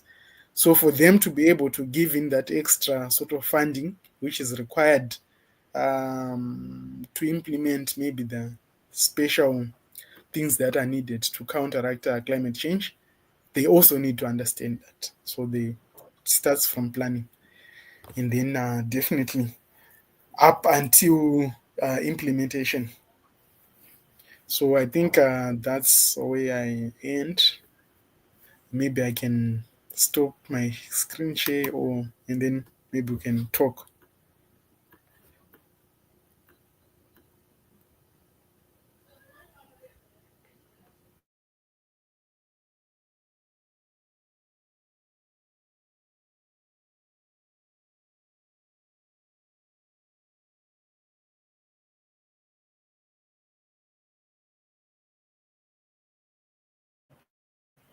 Thank you so much, Vincent. That was comprehensive. I I just want to give us a moment to stretch because it's been 1 hour 42 minutes. Can you believe it? So that we can, I think now, I don't want us to conclude because I feel like we still have a lot to talk about. If you allow me, Faith and Vincent, we can proceed for maybe 30 more minutes. But I'd like to give Faith an opportunity to respond to the presentation we've had with Vincent, because when I was thinking of water engineering, believe me, I was only seeing pipes. I was seeing pipes carrying water. I didn't think he would touch on anything to do with dams, and I think even roads, even what you're talking about. I think everything is just connected. So, Faith, you can maybe respond to the conversation and how you've been able to experience it. Yeah, thank you, Vincent, for it was a very detailed presentation, and I've really learned a lot on the same. I I especially like how you've spoken about how climate proofing infrastructure and how we need to make it adaptable and all these other aspects. And um, there's something I'd like to touch on the fact that water engineering is very connected to road engineering, and I'll speak to it in this way. When we build a road, it acts as a slab, because the water, the rainfall that was originally seeping into the ground is now, it acts like a roof. So the water now moves towards the drainage features, and then now these drainage features most of the time are directed towards a river. So it feeds into the water engineering aspect, in that now, apart from the water that was originally flowing in the river, now we have increased water in the river that causes flooding downstream. So all this is somehow interconnected. Yeah. Mm-hmm. Yeah. So even as we think about engineering, I think it's also important to think apart from the hard engineering, how we are increasing our structures to protect them, how are Yeah. we also affecting the environment? Yeah. So, for Mm. instance, this water that is now being increased to the river, that is now causing flooding downstream, like, is it possible, instead of increasing our structure size, our culverts, can we have like culverts that divert waters at specific points and lead them maybe to water pans that is in dry areas, so that they can serve the community as well, because this water was originally serving this community before it is Mm-hmm. now directed downstream. Yeah. And to areas where it can also recharge the ground, because now you're having all this water that was recharging groundwater being led Mm. downstream. So yeah, so we're having organizations that are actually thinking in this way. It's like a systemic way of thinking about engineering. Like Metameta is like an NGO that have been designing solutions around this, and they've done this a lot in Ethiopia. So what they're Mm-hmm. doing for their roads, they're calling them green roads for water. So they're designing roads whereby, instead of directing all the water towards a river source, they are Yeah. directing part of the water to water pans on the side, which serve the community for irrigation and also to recharge the ground. Yeah. So in developing climate resilience infrastructure, we also need to think of other soft solutions that are nature based, apart from the hard technical engineering solutions of how are we protecting our roads, yeah, Mm-hmm. or our Mm-hmm. infrastructure. Yeah. That's Mm. that's that's a good one, and it does it touch on, is it sustainability, where you are saying now you even think about the people. So it's not okay. You have your Yeah. road doing well, but also you don't just let the water get to waste. I liked actually those 2 points. You can direct it to a water pan somewhere, or you use it to recharge the ground. Yeah. Yeah. Yeah, It's thank actually, you. Mhm. when you are developing climate resilient infrastructure, we can think of it in two ways. We have Yeah. the resilience of the infrastructure and resilience Mm. through the infrastructure. So, of the infrastructure is what we think about as engineers, you know. We want our Mm. structure to survive. But through the infrastructure is how is the community surviving because of the infrastructure we're building.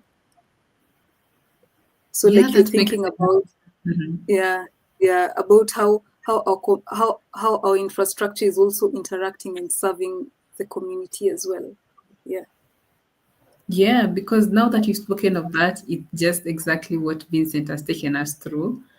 Yeah. When he was showing the dam, like it's protecting the community from floods when you're having the extreme climate, but it's also they can use it now when there is no flooding, now when they during the season of drought, now they have water for farming, they have Mm. water for the community use.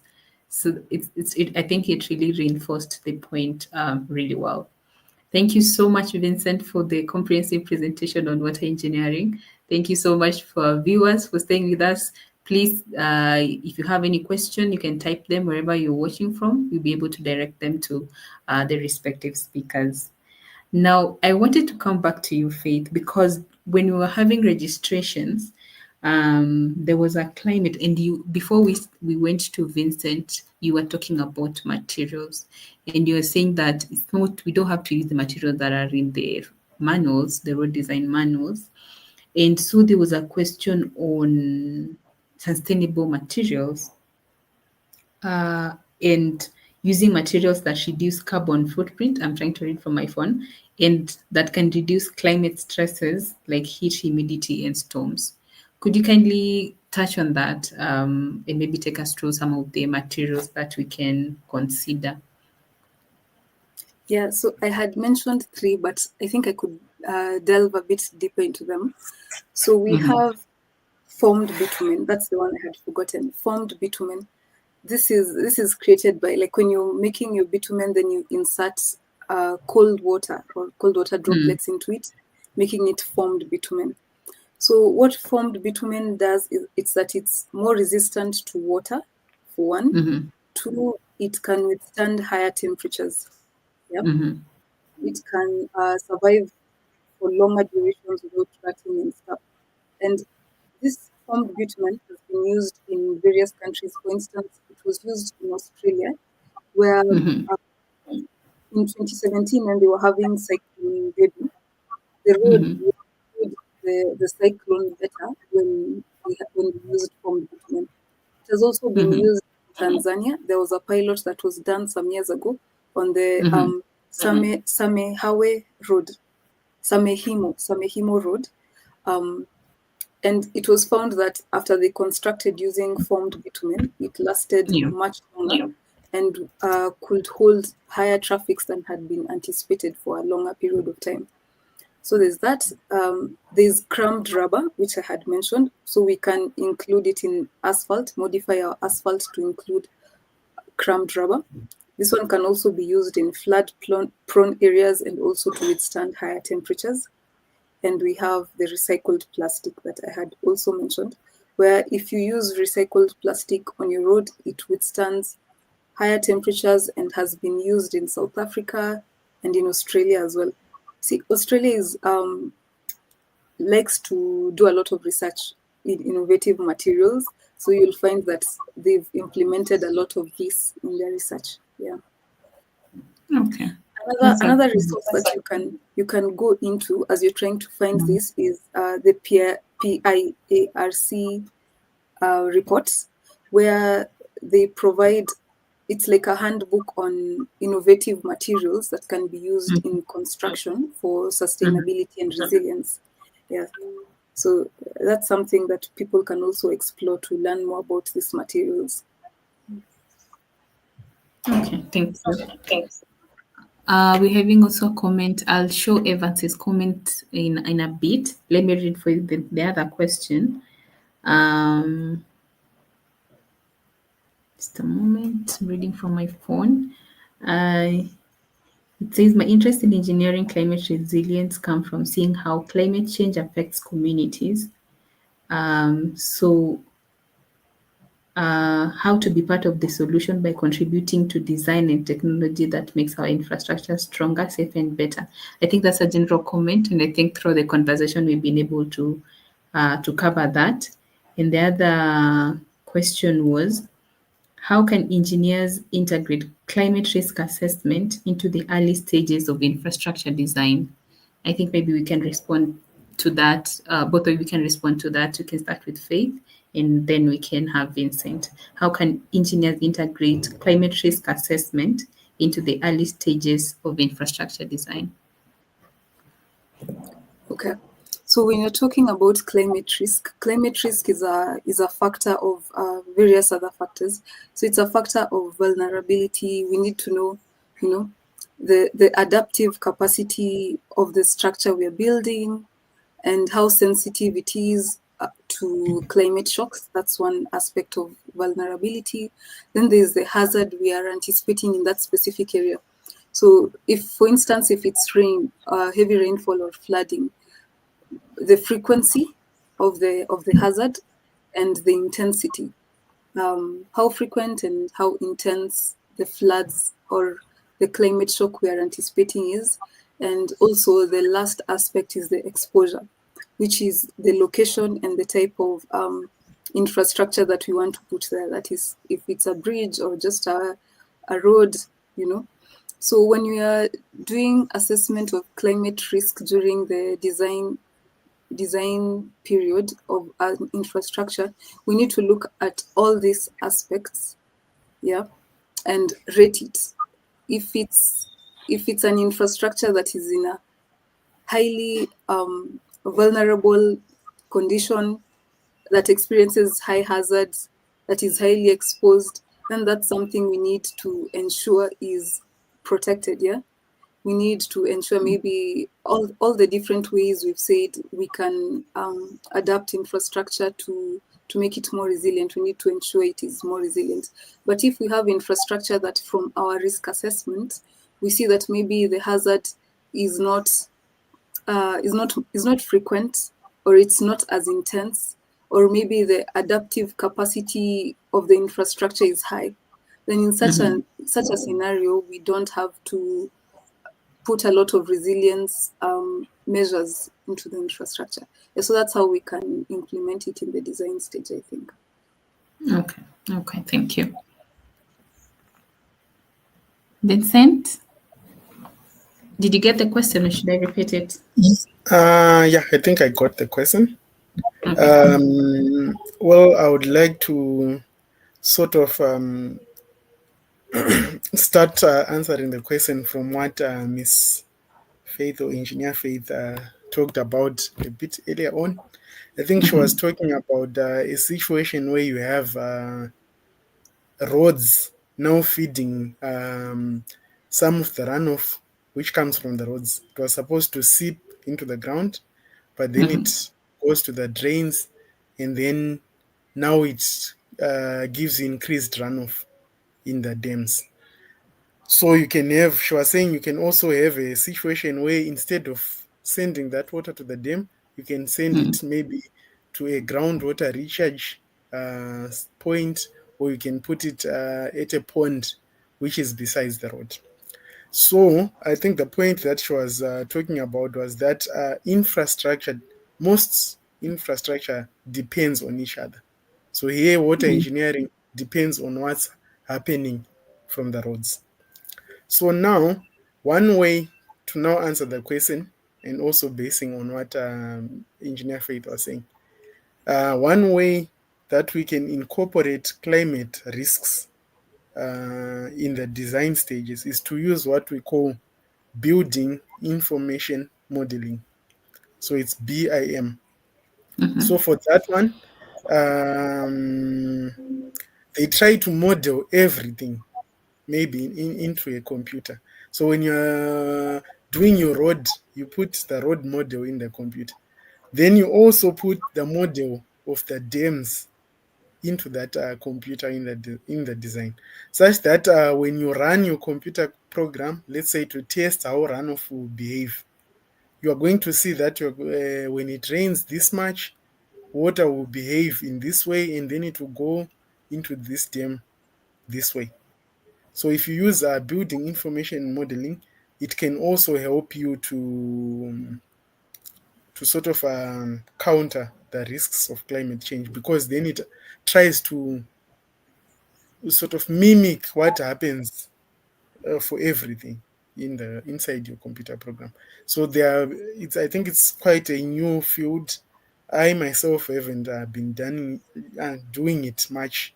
I wouldn't say I've done it before, but I've watched quite a number of videos on building information modeling, and I think it's a great way for us to counter the risks of climate change during design, because it mimics everything.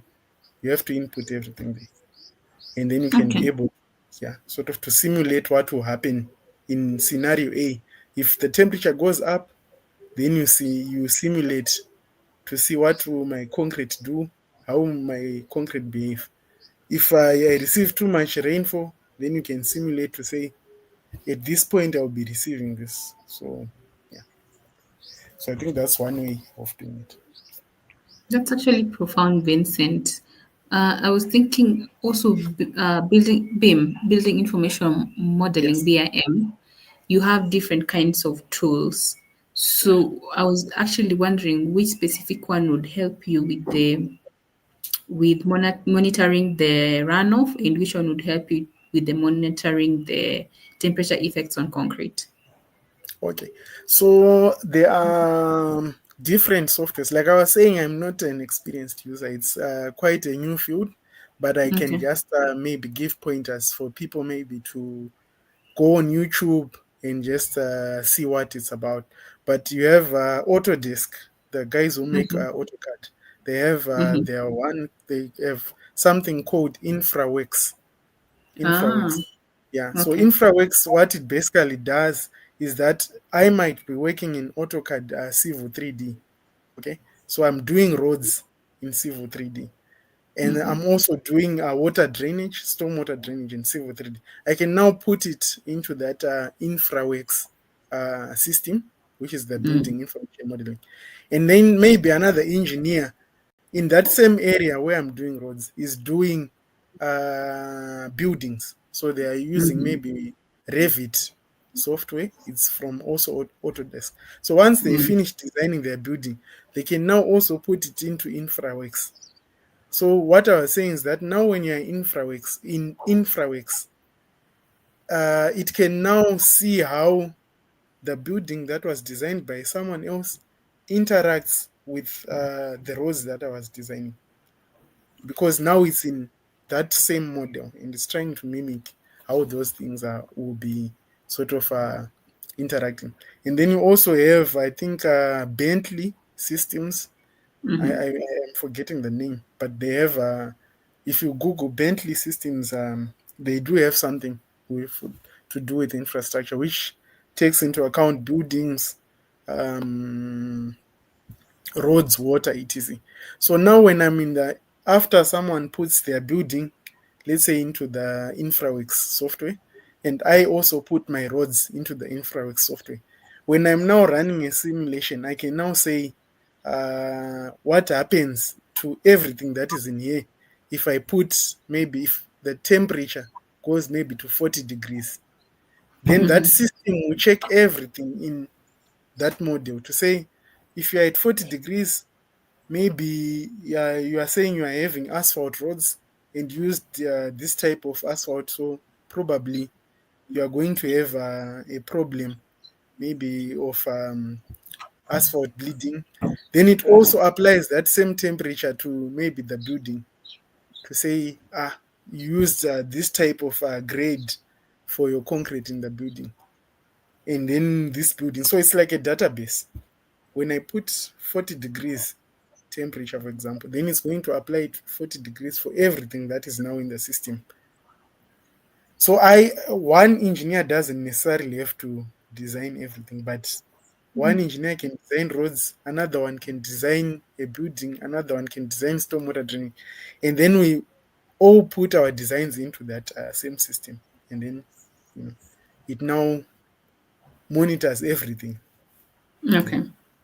Yes. Okay. Thank you. Thank you so much for that response. Um, Now I'd like to go back to Faith, because I think when we got to Vincent and we went deep into water, we were really making headway in roads. And I was wondering if you'd still like to take us through the presentation you had, and also if you still have in mind some aspects of climate change in the transport sector that you'd still like to share. Okay, so I think I've touched on most of the things that were in my presentation. So Okay. probably what I'd just include that I had not mentioned was a case study that I really liked. Mm-hmm. That was the case study of in Netherlands. Yeah, they have in Rotterdam, which is in Netherlands. They have come up. They face a lot of flooding and have for a number of years. But then with the climate change issue, the flooding is becoming more. So what they're doing is they developed water plazas. Water plazas are like they develop structures on the ground that is in the middle of the city, which act as uh, dams, let's say like dams, like they're just small structures, but then they can hold up to 1.8 million liters of water during a flood. Water is now directed towards the water plaza, which stores the water to prevent flooding in the city. But then during the dry season, when the water has evaporated, this area acts as a playground. So it has a lot of sports courts. It has areas for people to hang out together. It has green spaces. But then during flooding season, it serves also as a reservoir. Yeah, so I thought that was really cool, and it's something that can still be implemented in many other places. Apart from that, they have also included a lot of nature-based solutions, including having green roofs in the city, just to have more spaces. When we create cities, what we do is it's like we create a concrete jungle. Before, the rainfall used to seep into the ground, but now we're having pavements, you're having roofs, and the water has no place to go. And that's why we have a lot of flooding. So even as we develop our engineering solutions, we need to remember that some of the climate change issues that we are facing are becoming more intensified because of the infrastructure we've created. So we need to also incorporate nature-based solutions in as we develop solutions. Yeah. So a combination of that is important. As engineers, we shouldn't think in a rigid way. That's the thing. We need to Yeah. consider how the environment also plays a role in this. Yeah. Yeah. Okay, that's profound. Thank you so much, Faith. We are now 2 hours, 5 minutes in. I mean, I think I underestimated this conversation. uh, Thank you so much, Faith and Vincent, for staying this long. Thank you for the viewers for staying this long as well. Thank you for your comments. Thank you for the questions you sent during registration. I think I've learned so much. I literally have learned so much, and I didn't expect it to be this technical. But I'm so happy that I've been able to actually grasp a thing or two that I can apply in my work. So I'd like to appreciate both of you for making the time.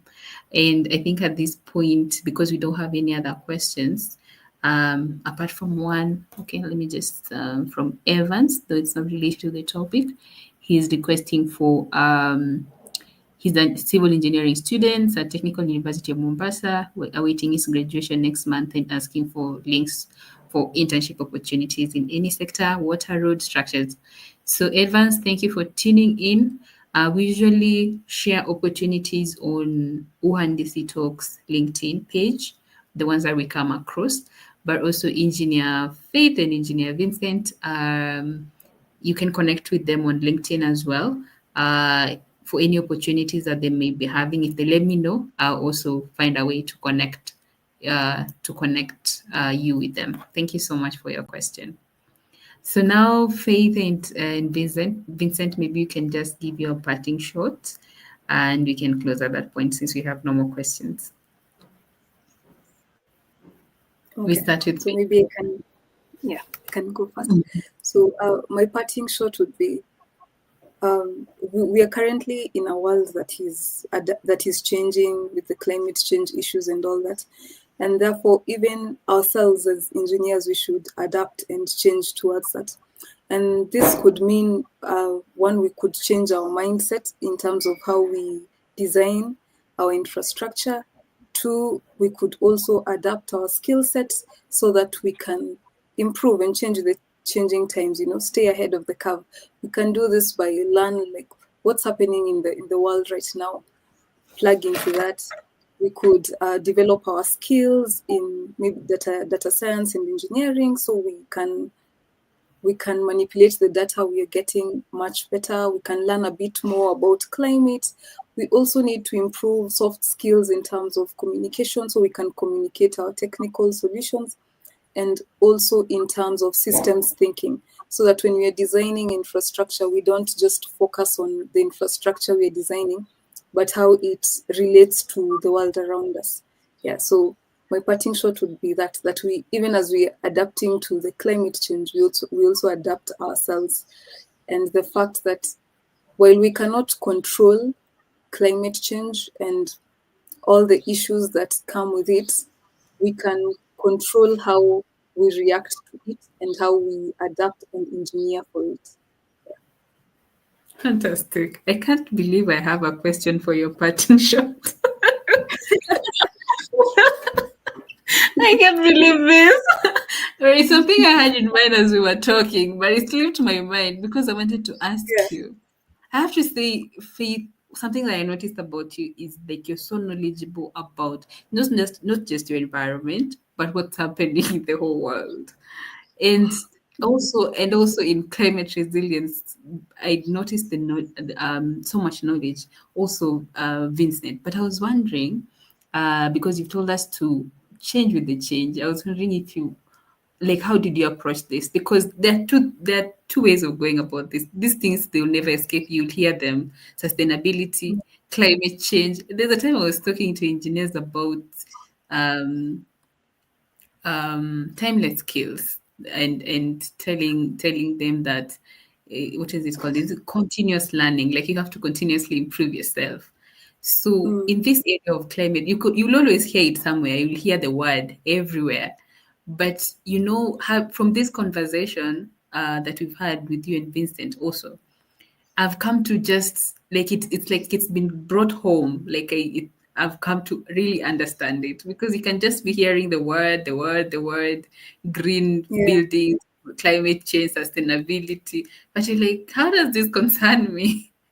So I was yeah. wondering, did you upskill? Did you take some courses, or how did you come to be knowledgeable in this area? What Yeah, steps so did you? Mm. I'm I'm a naturally curious person. So when I heard about climate resilience and all that, I don't like using big words without understanding them. So what I did is there's a course offered by APMG and World Bank and GCA Global uh, Center of Adaptation. So they have a course called Climate Resilient Infrastructure Officer. So they have a handbook that you read through, and if you want, you can get certification in it. So that's what I did. I did that course. And afterwards, when I was researching more into it and looking into organizations that are working in this space, that's how I found Meta. I approached them actually in their office because I really wanted to just know what they're doing and learn more about it. Yeah, and that's how I got more information in that area. But also there are a lot of resources online, a lot of handbooks, guidebooks by various road agencies on how to improve our infrastructure in terms of climate resilience. Yeah. So if you're interested, you can always find more information on this. Yeah. Mm. Okay, thank you. Thank you so much, Faith. Thank you. I promise. My questions are over. If I have more questions, we're gonna have to have another session. Um, Okay. thank you so much. Vincent, are you there, Vincent? Hello, yes, yes, yes, yes. Fantastic. Please Okay. give your So, parting shot. I hope I won't okay. have a question for you when you're done.